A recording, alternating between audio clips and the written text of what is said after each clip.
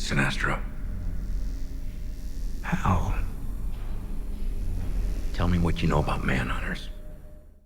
Welcome back, everyone. It's Charlie. This will be my full Lanterns Episode 2 video. There are a whole bunch of Easter eggs, references to the comics, WTF moments, so we will break it all down. Hal Jordan would like to know what your opinions on the color yellow and fear are, and if you slept with anybody else's wives since last week. We are also in the middle of that Green Lantern ring giveaway. All you have to do to enter is be a subscriber and post all your reactions to the episode in the comments. The episode is titled Trust Fall, which is a reference to the practice of groups, or two or more individuals, practicing trust falls where one will fall, trusting the other ones to catch them when they fall. In the context of the episode, specifically it's a reference to Hal Jordan trying to get John Stewart to use the ring to fly, but also trusting that he would have caught him, would he have fallen, because the ring is running out of power. So if John Stewart had been able to fly at a certain point, he might have died when the ring ran out of power. And during the episode, they let you know that there's still a lot of mistrust between the two of them, even though John Stewart is working with Hal Jordan. Like, he still kind of trusts him, but not that much. They also play up a little bit of that relationship with Carrie and with Hal Jordan too, where he's starting to trust her a little bit more, and she's starting to trust him a little bit more too. We get a lot of big lore dumps in the episode too. The Manhunters, we finally see Sinestro for the first time, played by Ulrich Thompson from Banshee. He's going to be a lot of fun on this series. If you didn't see Banshee, he was fantastic as the villain during that. He's going to be a much more complicated type of villain during this series too, if you know Sinestro from the Green Lantern comics. After all the Manhunter talk in this episode, and then setting up Sinestro and his rebellion against the Guardians, I definitely think they're setting up the idea of the reveal of the other emotional spectrum and the birth of the Yellow Lantern Corps in the Yellow Lantern Ring by the end of this at some point, Parallax.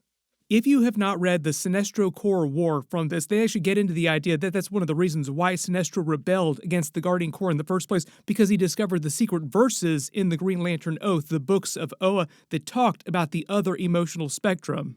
The way they're playing things on the series so far is that at this point in the timeline, Hal Jordan and the other members of the Green Lantern Corps don't know about the power of the other emotional spectrum. So they don't know about Parallax, they don't know about Yellow Lanterns, they don't know about Red Lanterns, any of the other spectrum. Right now in the DCU, it seems like the Green Lanterns, Hal Jordan, everybody else, like regular people around the universe, the other aliens, just think that there's only the green emotional spectrum of will, and that's it. But if you read the comics, you know that it goes way far beyond that, and it gets into Sinestro's backstory too. So we will see how this unfolds through future episodes. The opening scene starts with Hal Jordan in the past of 2016 after the alien sacrificed himself at the sheriff's station, the next morning waking John Stewart up with a bucket of cold water in as mean a way as possible, just because that's their relationship right now. Definitely trying to make things as hard as possible for John Stewart because he is not happy that he's trying to train his own replacement. You also start to pick up on how mistrustful Hal Jordan is of the Guardians of Oa. When John Stewart asks him how the Guardians feel about what happened with the alien dying and all the dead aliens in town, the reason why Hal doesn't answer him and gives him a funny look is because he didn't tell the Guardians what happened because he doesn't trust them.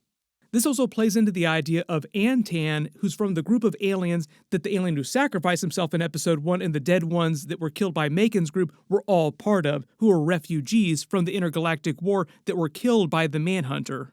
And the idea the Guardians were responsible for trying to hide the Manhunter in Rushville in the first place.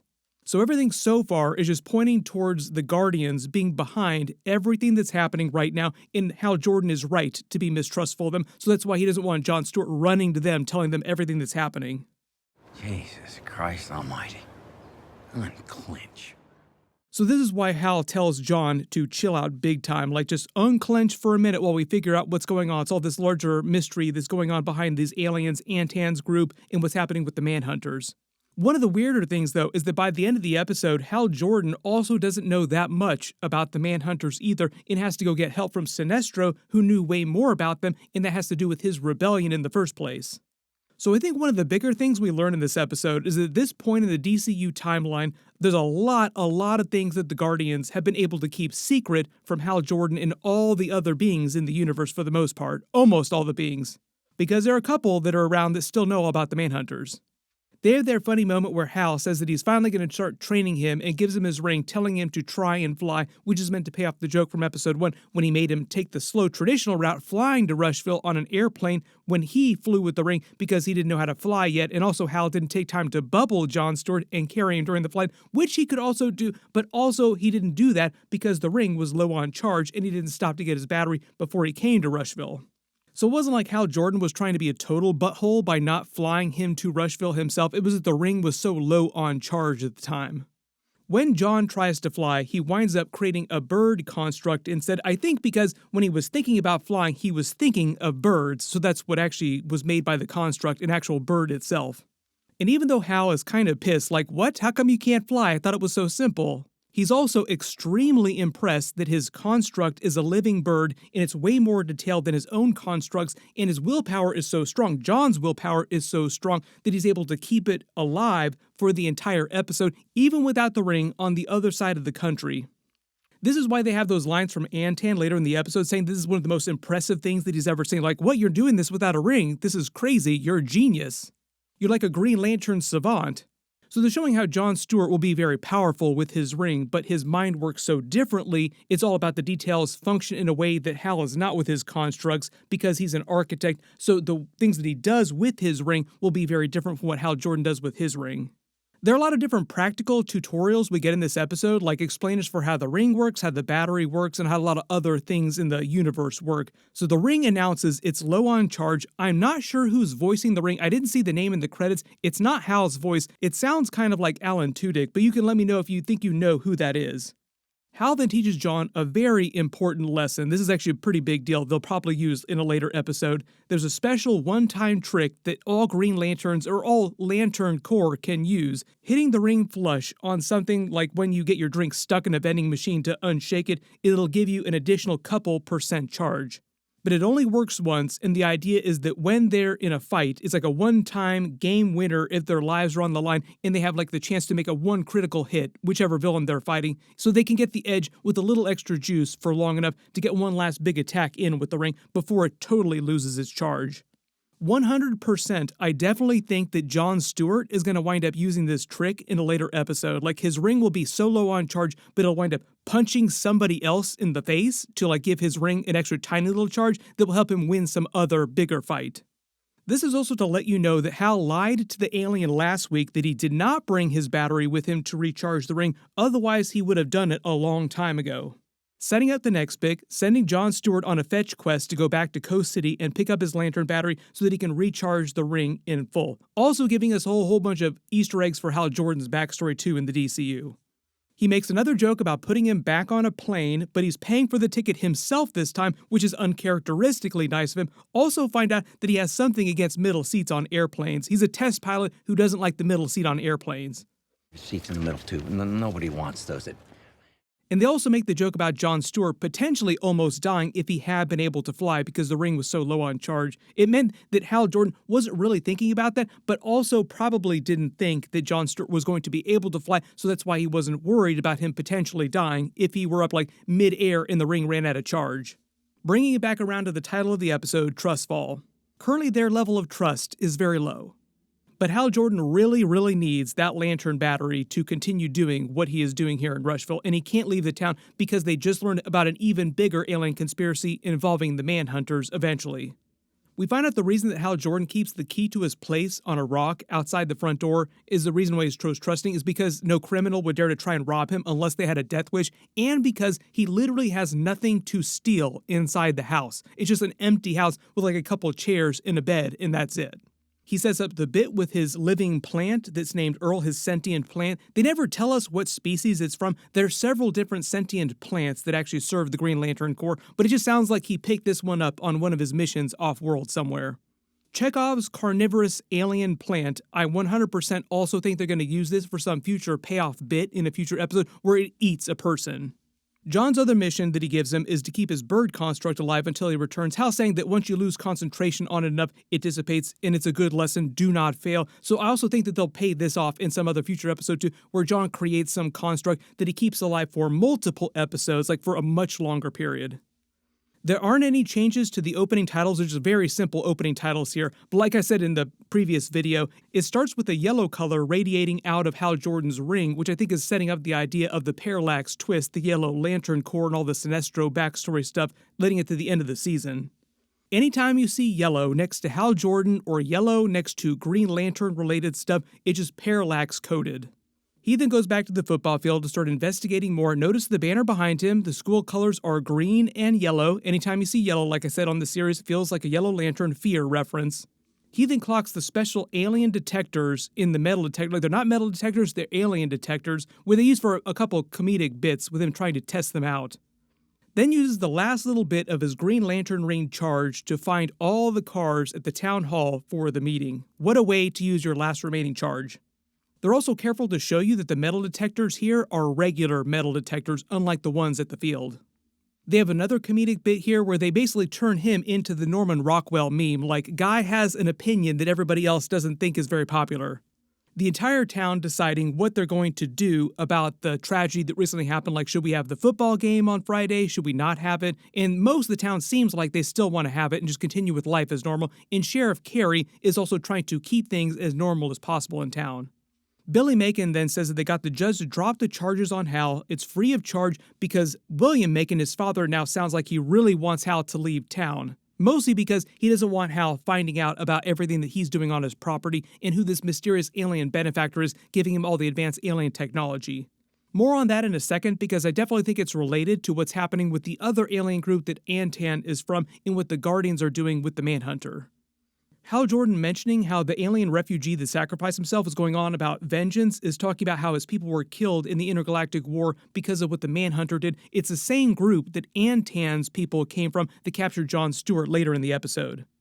They're all meant to be from the same alien race that was wiped out by the Manhunter, and they're seeking revenge. That's why they were in Rushville looking for the Manhunter. Hal then guesses correctly it was Macon's men who shot the 4 other aliens in the football field they found dead in episode 1, despite Macon not mentioning it, because of the alien detector that was given to them by another mysterious benefactor. You also notice that Hal Jordan answers Carrie when she calls Billy honey, and they start setting up more chemistry between the two characters from episode 1. Like, this is just continuing the bit where they, by the end of the episode, feel kind of like an old married couple in the hospital scenes. So, what's with Sinestro?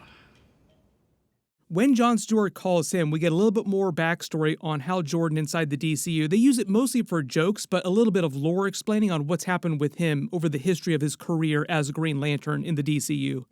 The reason why he has the crazy huge mansion is not because he's rich. He is still poor, like he almost has zero money. He also implies the Guardians do not pay you any money, which is the reason why Guy Gardner in present day is working for Maxwell Lord and the Justice Gang, because he does pay a salary, so that's where all the Justice Gang get their money from. Also the reason why they're wearing all those terrible looking costumes, because it's a corporate team, it's a corporate funded team. And the reason why he has the mansion and there's no furniture in it, like besides a chair, like a blackboard here and a bed, is because he saved a rich kid's son and he felt bad, so he let the rich guy buy him a house. But that's it, like he didn't give him the furnishings, so that's why the house doesn't have any real big furnishings. And he's been living here for the past 8 years, meaning that was in 2008, 2 years after he left his last recording in the ring. Remember, that was the 2006 recording that we saw in episode 1 that gave Jon Stewart the message to give to Hal about the aliens in Rushville. So there's still a lot of stuff we don't know about what was going on in 2006 and why Hal Jordan stopped recording his backups in the ring at the time. We get another big joke where you see a picture of his paying off the Easter egg from episode 1 with all the Harry Potter talk. Turns out he's just a massive Harry Potter fan, went to the premieres of the movies and got to meet the cast. So like he's friends in the real life of the DCU with Daniel Radcliffe, Emma Watson, and Rupert Grint. So now him yelling at the alien about Harry Potter lore actually makes more sense. He's got pictures with all the different U.S. presidents since he got the Green Lantern ring back in the 80s. And also one of the big ones here too, you see a shot of him, a picture in the full Green Lantern suit with the mask from the comics too. So he does have the mask. A lot of people were asking about this when we first got the trailers because none of the trailer footage has him wearing the mask ever. Him with the Pope, and then back in Rushville, he goes to the morgue, finds the alien bodies, and uses them to find out about the alien detector. John Stewart then finds all of Hal Jordan's Green Lantern suits. He's got multiple physical suits for when one of them gets damaged. In the one that's not in a bag just has a bunch of battle damage on it, and it's green and faded from wear and tear, which he winds up bringing back for Hal Jordan. And even though he complains about it, he winds up needing it so that he can fly to visit Sinestro and learn more about the Manhunters.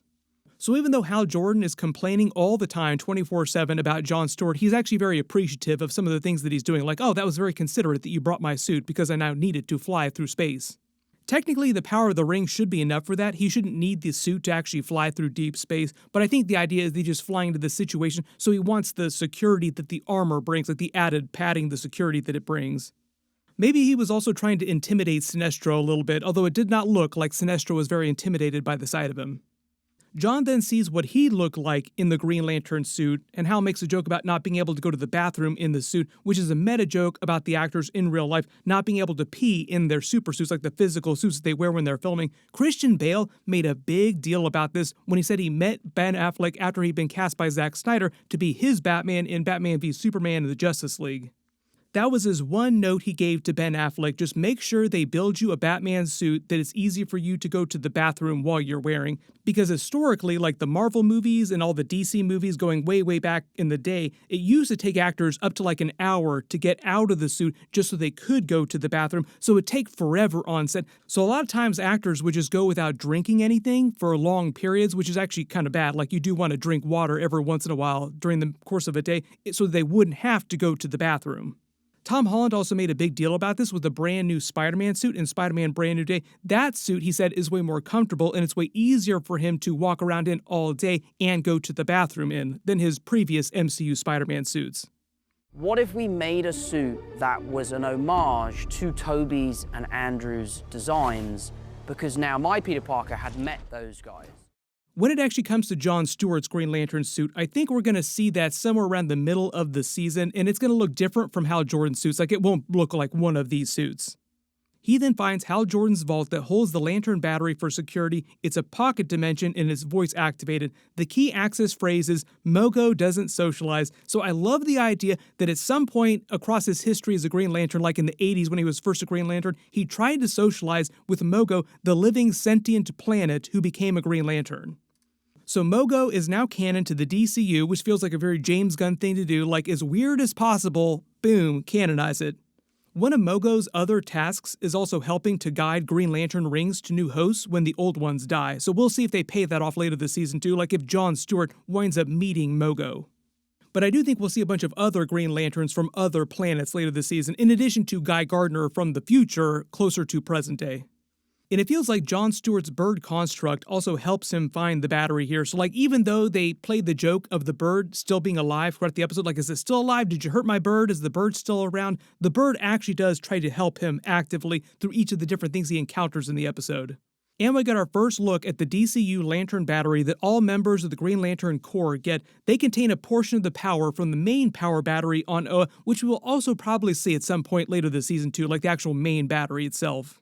Because it winds up being John to feed Hal's pet Earl Jordan, the sentient plant, I think that John will be the one to use it later to wind up eating somebody else, or like eating something big. Like they'll use it for some other big payoff later this season.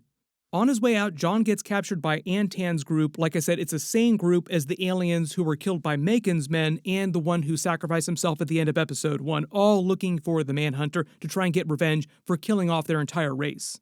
Carrie catches Hal on his way back to the morgue with the bodies, which they use for another big joke. She also lets him know that she's like 4 steps ahead of him. She knew all about the metal detectors secretly being alien detectors and what Macon is up to, but she's trying to keep the peace, so she's trying to keep things as quiet as possible, but she is meant to be a good person. She's not trying to sweep it all under the rug or anything like that.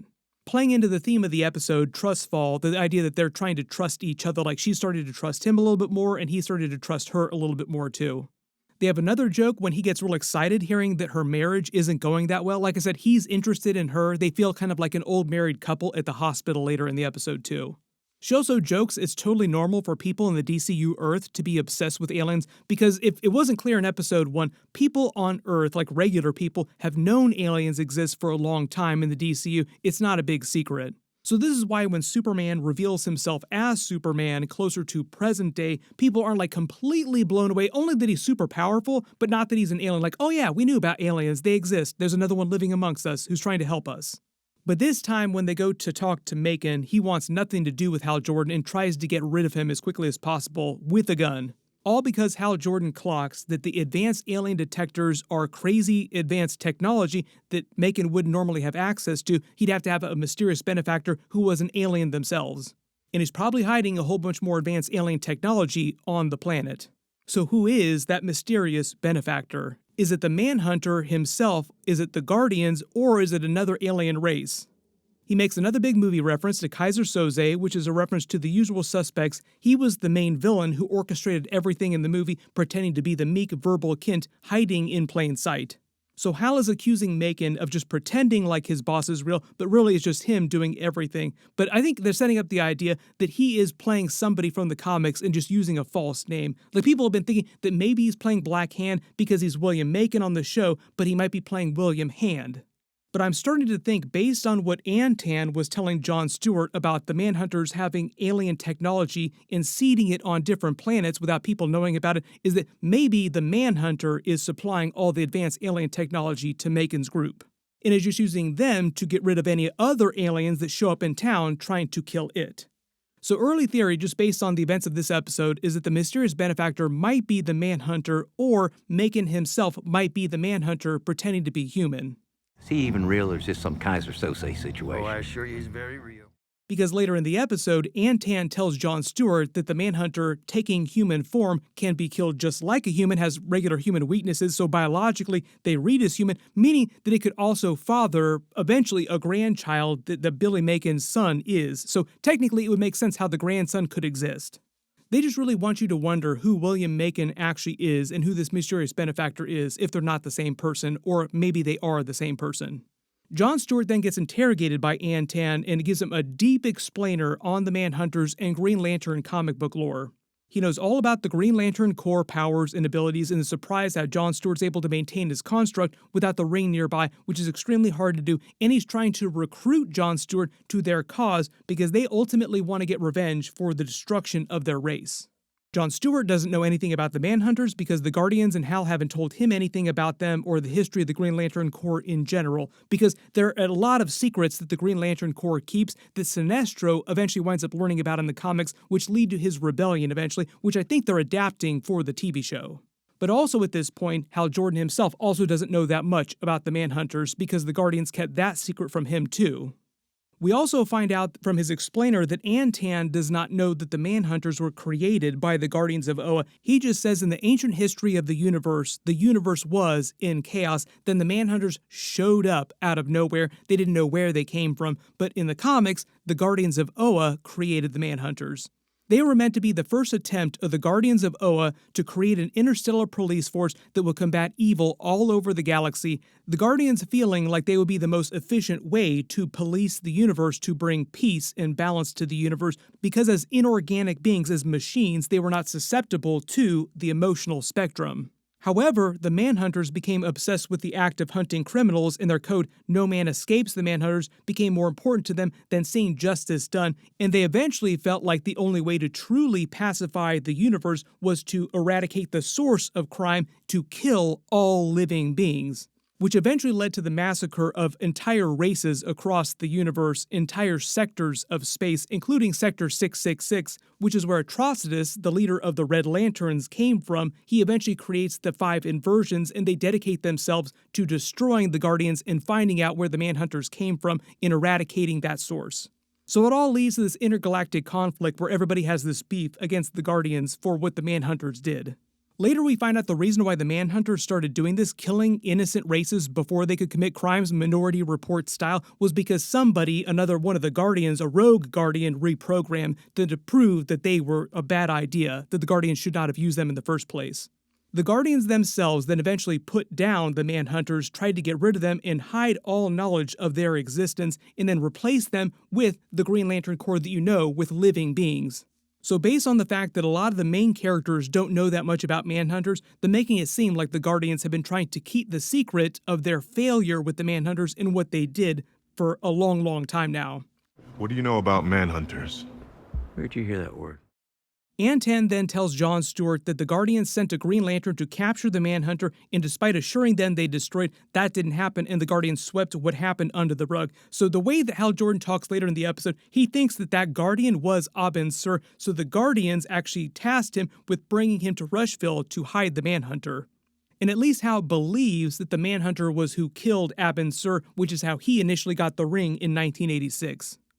Antan is also very careful to tell John Stewart that the Guardian can make themselves look like any other race, embed themselves in any other race organically, and also builds extremely advanced alien technology on these different planets, which is why I think that the Manhunter might be behind all of Macon's advanced technology that he has. They also then force John Stewart to see what the massacre of their race looked like. He calls it the effects of their collective loss, so they're just going to leave John Stewart with all the feelings for a minute. He just has to sit there and stew in their feelings for a while. Antan then reveals their group learned that the Manhunter was in Rushville, and within an hour of that, Hal Jordan shows up with all the dead alien bodies then there. So it sounds like Macon's group was part of that different group. Like I said, it might be the Manhunter supplying him, trying to keep itself safe by using his group to kill other aliens that show up in town looking for it. Also letting him know that they can't waltz into town without starting off an intergalactic war, wiping Rushville off the map. But he has 48 hours, and they're doing it after that. They don't care if everybody dies after that. This also makes me think that's what all the battle damage at Macon's ranch was from 2026 at the end of episode 1 when John Stewart is driving by. Like, it looks like there was a war that went down on Macon's compound, and that might have been from Antan's group. 48 hours feels like the next couple of episodes, like we have till episode 4 where they pay this off, or maybe the end of episode 3.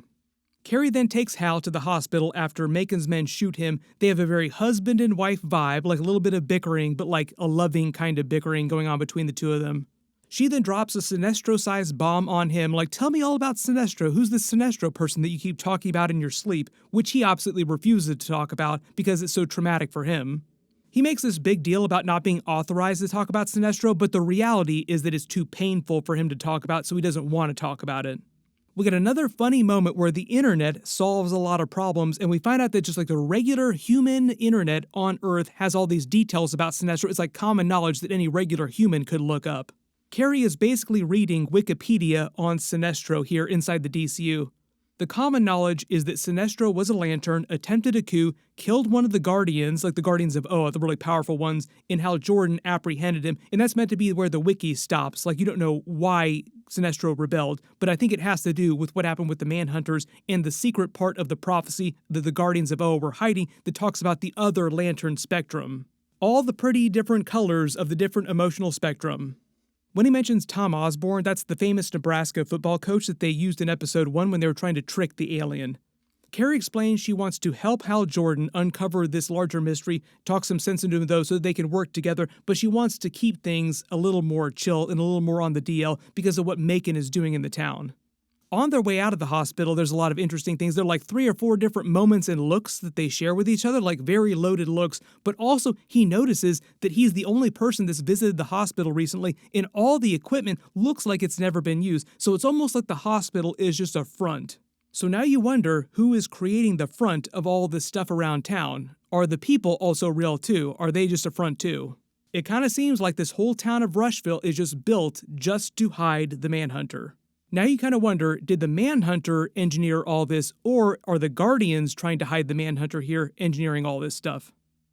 Half the equipment looks like it was just taken out of the crate. On their way out, one of the even bigger lore dumps we get from her, it's very casual the way she does it, but it's a big Batman Easter egg. She says that she is from Gotham originally, she moved to Rushville on a whim, and the wiki now lists her as Carrie Kane, aka Batwoman. When she says the circumstances for how she wound up moving out here is a story, quote unquote, and why she left Gotham, that probably has something to do with Batman and his rogues gallery of villains, but it's also a reference to the comics too, like it's a story in a whole bunch of comics why I moved out here. This is meant to be 2016, Hal Jordan's meant to be in I think his early 50s, and I think that Carrie is supposed to be in her 40s, like her later 40s maybe. So if she was Batwoman at some point in the DCU with our DCU Batman, who we still have yet to actually see, a lot of Easter eggs for him, he would have been around for a long time at this point. Her being Batwoman or a vigilante at some point would have been a long time ago in her past when she was younger. But a lot of this also depends on how old exactly DCU Batman winds up being. Old enough to have Damian Wayne, but he's not as old as Ben Affleck's Batman, who was supposed to be like a late 40-something, early 50-something Batman. My early assumption is based on what James Gunn has said. DCU Batman will be closer to his 30s, like old enough to have a Damian Wayne who's old enough to be Robin, but not that old. Everybody pulling out their calculators to do their Batman math. Jon Stewart then makes it back to town at the diner and winds up running into Zoe, and they have their awkward reunion. She seems like she's kind of enjoying it, like she's meant to be a pretty normal person, messing with him. She confirms her relationship with Macon is unconventional, very complicated, meaning a little more open, but the way she explains it, she doesn't mind being his arm candy for the security of his money, and when she needs a break, she just has her fun. But she does say that she loves Macon still in a very complicated relationship, so it's mostly meant to show you that she doesn't hate Macon or her family. She then gives him some sage Yoda-like relationship wisdom about Hal Jordan and gives him a ride back to the motel. So whatever's going on with Macon, I don't think that Zoe is meant to be like a secret villain or anything like that. Hal Jordan complains that he didn't want his supersuit despite needing the suit to go talk to Sinestro. He makes another movie reference. Dancing around in a bathrobe singing into a hairbrush is a Ferris Bueller's Day Off reference. Hal Jordan confirmed big movie fan. Then in order to recharge his ring, Hal says the Green Lantern oath again, activating the Lantern battery, but he does like a speed run version of the verse, saying it as quickly as possible. He then tells Jon next episode their next mission is to find out who Macon's boss is exactly and who's giving him all the weapons and technology. Then they talk about the Manhunters, and Hal reveals that he doesn't think the Guardians would bring the Manhunters here, but then you start to see the wheels in Hal's head start to turn, and he puts two and two together, realizing it was the Guardians who tasked Abin-Sur with bringing the Manhunter here to Rushville to hide. Then he thinks, at least he thinks, the Manhunter killed Abin-Sur, and that's when he got the ring. So you can let me know in the comments if you think it was really the Manhunter that killed Abin-Sur after they reached the planet, or if it was somebody else that killed Abin-Sur. And the knowledge of the Manhunters freaks Hal Jordan out so much that he takes his supersuit, goes to talk to DCU Sinestro, played by Ulrich Thompson from Banshee, who's been sitting in prison ever since Hal Jordan apprehended him, which sounds like it's been a very long time. My early assumption is that it's close to that 2006 date, and that's around the time that Hal Jordan stopped leaving the backups in the ring. When he goes to his prison cell, I'm not sure who was doing the voice of the prison security AI. I didn't see that in the credits, but you can let me know who you think that is in the comments. And he grills him about the Manhunters, and then Sinestro grills him about Jon Stewart, even though Hal Jordan hasn't been to see him in a very long time, and it sounds like the last time he visited him, Jon Stewart had not become his protege yet. So how does Sinestro know about Jon Stewart? Maybe this is tied to the idea that the Guardians selected Jon Stewart as a potential candidate as a ring bearer when he was a baby, like much earlier in his timeline, and Sinestro just found out about this at some point. So why don't you tell me about Jon Stewart? But it sounds like they will get into it at the beginning of next week's episode, so post all your Sinestro theories. Everybody post all your reactions in the comments below, and let me know if you spotted any Easter eggs or references in the episode that I didn't talk about during the video. My episode 3 trailer video will post next. I'll try to get that video up as fast as possible, and my full episode 3 video will post next week after they release it, so be sure to enable alerts for my channel so you don't miss that. Everybody click here for that episode. I'll update the link as soon as I post it, and click here for all my other Lanterns episodes. Thank you so much for watching, and I'll see you guys in the next one.